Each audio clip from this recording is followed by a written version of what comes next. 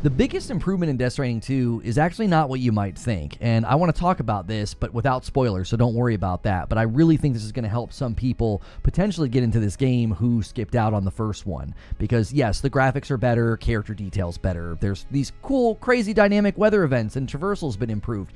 That is not the biggest improvement, okay? And I'm really glad that I went back to Death Stranding 1. I rolled credits on it after a couple of false starts. A lot of you probably false started or maybe skipped Death Stranding 1 entirely for the same reasons, okay? I'm very happy to report that they have massively improved the onboarding and the pacing in the beginning, and they did it in a handful of ways that I really want to highlight. It's particularly important in two categories, because I wouldn't be surprised if there are folks who just outright skipped Death Stranding 1 and they're going to dive into the second game and have a great time, okay? So if you like these quick opinion pieces and this video maybe helped you out, be sure to hit like and subscribe or stick around for a live show. So I want to talk about how they handled the story, but also sort of the onboarding with tutorials and the content loop, okay? Because Death Stranding 1 can take like 4 to 5 hours before you really feel like you're out of the onboarding process. You're like, okay, I kind of understand all of the insane layered systems that Kojima has built. Some people have even argued that you don't even really feel like Death Stranding opens up until like the 10th hour. Well, Death Stranding 2 has masterfully condensed so much of that down into a much shorter affair. I even said at one point, like, this just feels like more like a video game, which is not a knock on the first game, and it certainly is not a knock on the sequel. It just really gets out of its own way, and that means it's kind of getting out of the way of the player. You're able to sort of feel a greater sense of progress and momentum a lot quicker in Death Stranding 2. And listen, that's tough to do in this game. You're trudging out into the unknown with what my kids describe as a bunch of pizza deliveries on your back. So I think they did a great job, particularly with the story. Let's talk about that first. So the story is cryptic and weird and creative, but it's a lot easier to understand this time around because they give you this nice recap at the beginning. It's short, it's sweet, it's to the point. It manages to be concise, but also deeply informative at the same time. I highly recommend really reading and paying attention to that part. Even if you played Death Stranding 1, if you haven't played in a while, I think it's very helpful. Especially make sure and watch it if you skip the game, okay?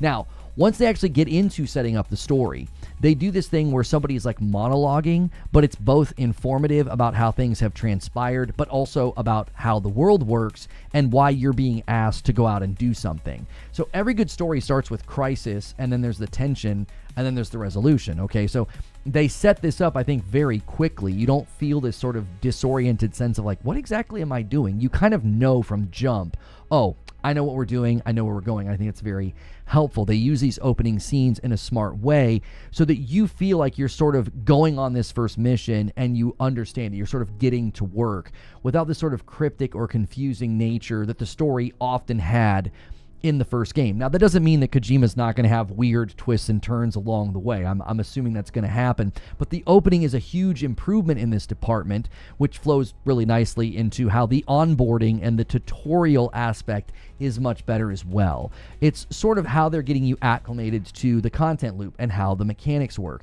They've simplified the UI, they've made things a little bit faster, but the best advice I can give you is don't skip over anything. Listen to everything they're saying. They've condensed a lot of the systems down into like bite-sized descriptions. Sometimes it'll just feel like normal dialogue as they're sort of describing like what you can do when you're out in the open world. Pay attention to these things. They will really help you feel almost immediately grounded and acclimated in a world, which is great because it's a very free and open game. Many people were watching my stream saying, oh, I handled that completely differently than you, or I went a completely different direction. That's one of the best things about this game, and you don't want to feel untethered or confused because it can give you that sense of paralysis. So appreciate the fact that they condensed it down, but make sure you're paying attention because you might miss some things. And this is why I think I'm going to do a separate video just about the combat, because it's more prevalent and it does feel better because you are not forced to do it. You can sort of go stealthy, you can go sneaky, you can go passive,